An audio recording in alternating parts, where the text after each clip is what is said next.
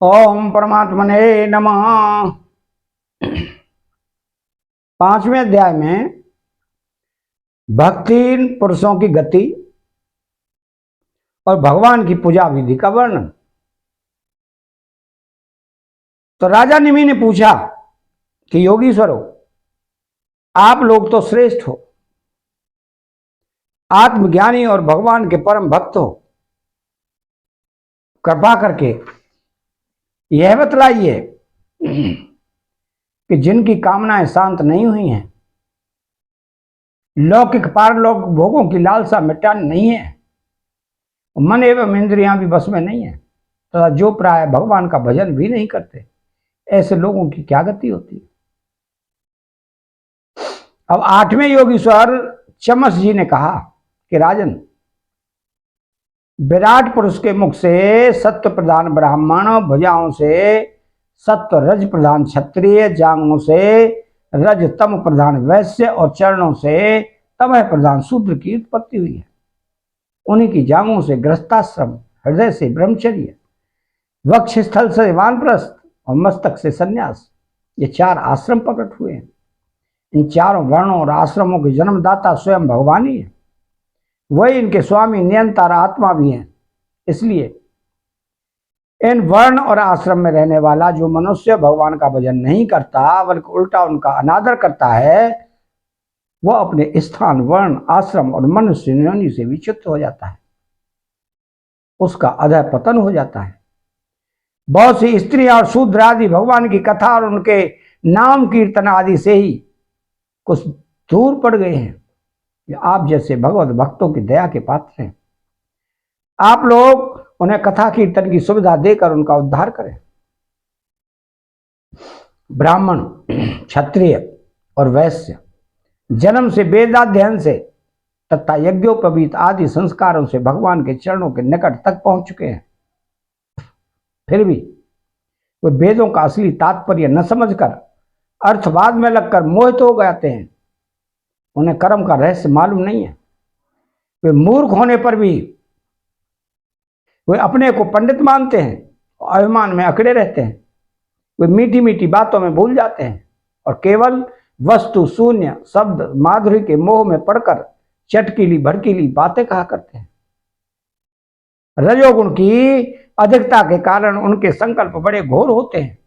कामनाओं की तो सीमा ही नहीं है। उनका क्रोध भी ऐसा होता है जैसे सांप का बनावट। घमंड से उन्हें प्रेम होता है। वे पापी लोग भगवान के प्यारे भक्तों की हंसी उड़ाया करते हैं। वे मूर्ख बड़े बूढ़ों की नहीं, स्त्रियों की उपासना करते हैं। यही नहीं, वे परस्पर इकट्ठे होकर उस घर गृहस्थी के संबंध में ही बड़े बड़े मंसूबे बांधते हैं, जहां का सबसे बड़ा सुख स्त्री सहवास में ही सीमित है। वे यदि कभी यज्ञ भी करते हैं तो अन्नदान नहीं करते, विधि का उल्लंघन करते और दक्षिणा तक नहीं देते। वे कर्म का रहस्य न जानने वाले मूर्ख केवल अपनी जीव को संतुष्ट करने और पेट की भूख मिटाने, शरीर को पुष्ट करने के लिए बेचारे पशुओं की हत्या करते हैं।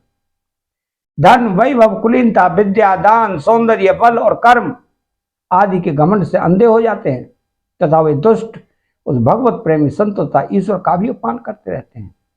राजन, वेदों ने इस बात को बार बार दोहराया है कि भगवान आकाश के समान नित्य निरंतर समस्त शरीरधारियों में स्थित हैं। वे ही अपने आत्मा और प्रियतम हैं, परंतु वे मूर्ख इस वेद वाणी को तो सुनते ही नहीं और केवल बड़े बड़े मनोरथों की बात आपस में कहते सुनते रहते हैं। वेद विधि के रूप में ऐसे ही कर्मों के करने की आज्ञा देता है कि जिनमें मनुष्य की स्वाभाविक प्रवृत्ति नहीं होती। संसार में देखा जाता है कि मैथुन, मांस और मद्य की और प्राणी की स्वाभाविक प्रवृत्ति हो जाती है। तब उसे उसमें प्रवृत्त करने के लिए विधान तो हो ही नहीं सकता। ऐसी स्थिति में विवाह, यज्ञ, सौत्रामणि यज्ञ के द्वारा ही जो उनके सेवन की व्यवस्था दी गई है, उसका अर्थ है लोगों की उच्छृंखल प्रवृत्ति का नियंत्रण, उनका मर्यादा में स्थापन। वास्तव में उनकी ओर से लोगों को हटाना ही श्रुति को अभिष्ट है। धन का एकमात्र फल है धर्म। क्यों? कि धर्म से ही परम तत्व का ज्ञान और उसकी निष्ठा अपरोक्ष अनुभूति सिद्ध होती है और निष्ठा में ही परम शांति है। परंतु यह कितने खेद की बात है कि लोग उस धन का उपयोग घर गृहस्थी के स्वार्थों में या काम भोग में ही करते हैं और यह नहीं देखते हमारा यह शरीर मृत्यु का शिकार है और वह मृत्यु किसी प्रकार भी टाली नहीं जा सकती। सौत्रामणि यज्ञ में भी सुरा को सूंघने का भी विधान है, पीने का नहीं। यज्ञ में पशु का आलवन स्पर्श मात्र ही विहित है, हिंसा नहीं। इसी प्रकार अपनी धर्म पत्नी के साथ मैथुन की आज्ञा भी विषय भोग के लिए नहीं, धार्मिक परंपरा की रक्षा के निमित्त संतान उत्पन्न करने के लिए ही दी गई है। परंतु जो लोग अर्थवाद के वचनों में फंसे हैं, वे सही हैं, वे अपने इस विशुद्ध धर्म को जानते ही नहीं। जो इस विशुद्ध धर्म को जानते नहीं वे घमंडी वास्तव में तो दुष्ट हैं, परंतु समझते हैं अपने को श्रेष्ठ। वे धोखे में पड़े हुए लोग पशुओं की हिंसा करते हैं, मरने के बाद वे पशु हो जाते हैं। मारने वाले को खाते हैं। यह शरीर मृतक शरीर है, इसके संबंधी भी इसके साथ ही छूट जाते हैं। जो लोग इस शरीर से तो प्रेम की गांठ बांध लेते हैं और दूसरे शरीरों में रहने वाले अपने ही आत्मा एवं सर्वशक्तिमान भगवान से द्वेष करते हैं, उन मूर्खों का अधः पतन निश्चित है। जिन लोगों ने आत्मज्ञान संपादन करके कैवल्य मोक्ष नहीं प्राप्त किया है, जो पूरे पूरे मूड भी नहीं है, वे अधूरे न इधर के हैं और न उधर के। वे अर्थ धर्म काम इन तीनों पुरुषार्थों में फंसे रहते हैं। एक क्षण के लिए भी उन्हें शांति नहीं मिलती। वे अपने हाथों अपने पैरों में कुल्हाड़ी मार रहे हैं। ऐसे ही लोगों को आत्मघाती कहते हैं। अज्ञान कोई ज्ञान मानने वाले इन आत्मघातियों को कभी शांति नहीं मिलती। इनके कर्मों की परंपरा कभी शांत नहीं होती। काल भगवान सदा सर्वदा इनके मनोरथों पर पानी फेरते रहते हैं। इनके हृदय की जलन विषाद कभी मिटने का नहीं लेती। राजन, जो लोग अंतर्यामी भगवान श्री कृष्ण से विमुख हैं, वे अत्यंत परिश्रम करके ग्रह पुत्र मित्र और धन संपत्ति इकट्ठी करते हैं, परंतु उन्हें अंत में सब कुछ छोड़ देना पड़ता है। न चाहने पर भी विवश होकर घोर नरक में जाना पड़ता है। भगवान का भजन न करने वाले विषयी पुरुषों की यही गति होती है। राजा निमि ने पूछा कि योगीश्वरों, आप लोग कृपा करके ये बतलाइए कि भगवान किस समय किस रंग का कौन सा आकार स्वीकार करते हैं, मनुष्य किन नामों और विधियों से उनकी उपासना करते हैं। तो अब नमे योगीश्वर करभाजन जी ने कहा कि राजन, 4 युग हैं, सतयुग, त्रेता, द्वापर और कली।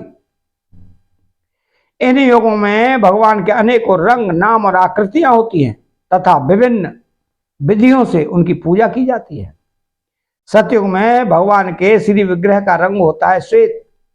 उनके 4 भुजाएं, सिर पर जटा होती है तथा वे वलकल का ही वस्त्र पहनते हैं। काले मृग का चर्म, यज्ञोपवीत, रुद्राक्ष की माला, दंड और कमंडल धारण करते हैं। सतयुग के मनुष्य बड़े शांत, परस्पर वैर रहित, सबके हितैषी और समदर्शी होते हैं। वे लोग इंद्रियों और मन को बस में रखकर ध्यान रूप तपस्या के द्वारा सबके प्रकाशक परमात्मा की आराधना करते हैं। वे लोग हंस, सुपर्ण, वैकुंठ, धर्म, योगेश्वर, अमल, ईश्वर, पुरुष, अव्यक्त और परमात्मा आदि नामों के द्वारा भगवान के गुण, लीला आदि का गान करते हैं। राजन, त्रेता युग में भगवान के श्री विग्रह का रंग होता है लाल। 4 भुजाएं होती है और कटी भाग में वे 3 मेखला धारण करते हैं। उनके केश सुनहरे होते हैं और वे वेद प्रतिपादित यज्ञ के रूप में रहकर श्रुक, श्रवा आदि यज्ञ पात्रों को धारण किया करते हैं। उस योग के मनुष्य अपने धर्म में बड़ी निष्ठा रखने वाले और वेदों के अध्ययन अध्यापन में बड़े प्रवीण होते हैं।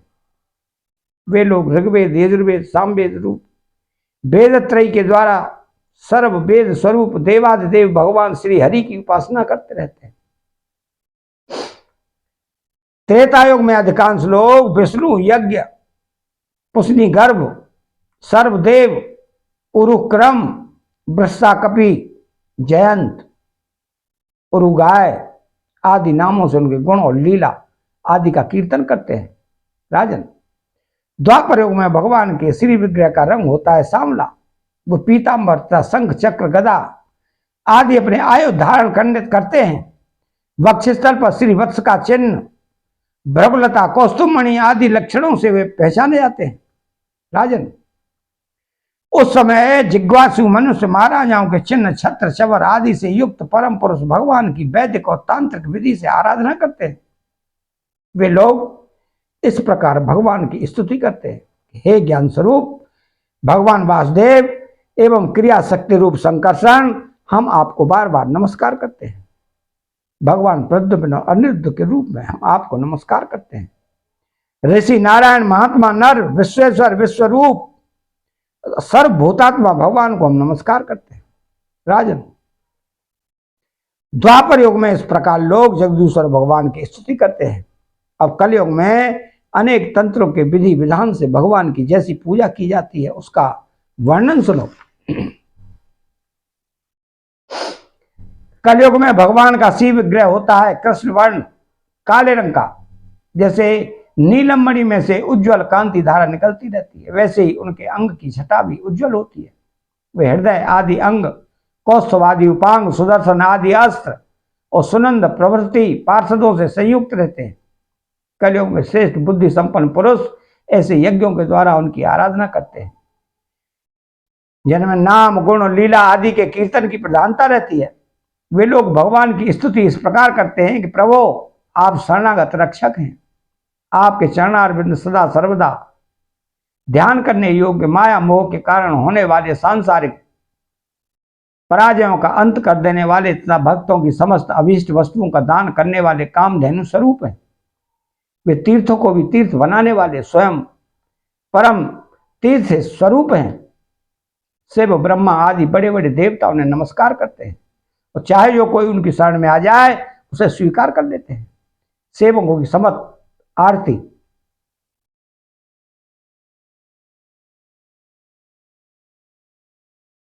और विपत्ति के नाशक तथा संसार सागर से पार जाने के लिए जहाज हैं।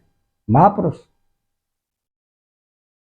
मैं आपके उन्हीं चरणारविंदों की वंदना करता हूं। भगवान, आपके चरण कमलों की महिमा कौन कहे। रामावतार में अपने पिता दशरथ जी के वचनों से देवताओं के लिए भी वांछनीय और दुस्तज्य राज लक्ष्मी को छोड़कर आपके चरण कमल वन वन घूमते फिरे। सचमुच आप धर्म निष्ठा की सीमा है और महापुरुष अपनी प्रियसी सीता जी के चाहने पर जानबूझकर आपके चरण कमल माया मृग के पीछे दौड़ते रहे। सचमुच आप प्रेम की सीमा है। प्रभु, मैं आपके उन्हीं चरणारविंदों की वंदना करता हूं। राजन, इस प्रकार विभिन्न गुणों के लोग अपने अपने योग के अनुरूप नाम रूपों द्वारा विभिन्न प्रकार से भगवान की आराधना करते हैं, इसमें संदेह नहीं। धर्म, अर्थ, काम, मोक्ष सभी पुरुषार्थों के एकमात्र स्वामी भगवान श्री हरि ही हैं। कलयुग में केवल संकीर्तन से ही सारे स्वार्थ और परमार्थ बन जाते हैं। इसलिए इस युग का गुण जानने वाले सारग्रही श्रेष्ठ पुरुष कलयुग की बड़ी प्रशंसा करते हैं, इससे बड़ा प्रेम करते हैं। देहाभिमानी जीव संसार चक्र में अनादि काल से भटक रहे हैं। उनके लिए भगवान की लीला, गुण, नाम के कीर्तन से बढ़कर और कोई परम लाभ नहीं है। क्यों? कि इससे संसार में भटकना मिट जाता है और परम शांति का अनुभव होता है।